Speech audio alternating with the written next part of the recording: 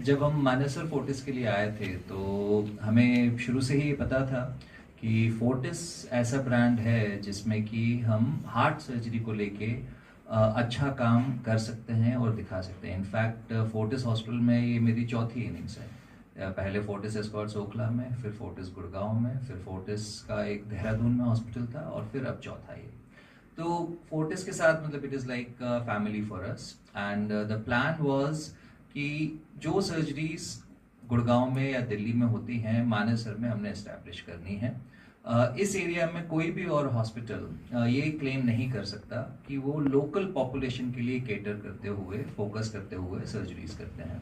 तो एक तो हमें बहुत खुशी है कि पहले साल में ही 300 सर्जरीज हो गई, टोटली हमारे कार्डियक प्रोसीजर्स हो गए।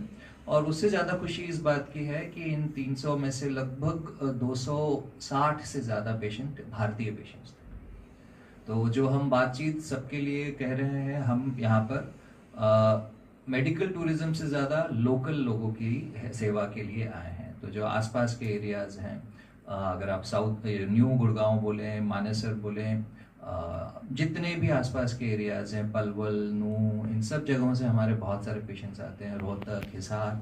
तो हरियाणा का वो सारा हिस्सा जिनको कोई अपनापन नहीं मिल पाता था, we are trying to provide that with the best services possible under the Fortis brand.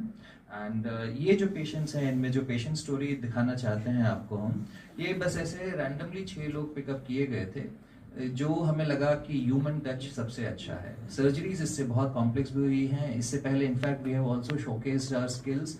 Doctor Shyamveer ने मिनिमली इन्वेजिव सर्जरी की थी जिसमें केवल दूरबीन से भी हमने ऑपरेशंस किए हैं। तो वैसे भी अब 2 ऑपरेशंस हम कर चुके हैं जिसमें केवल दूरबीन का उपयोग किया गया, चीरा लगा ही नहीं मरीज को। ये जो पेशेंट थी हमारे लिए बहुत ही स्पेशल है, सुशीला देवी जी।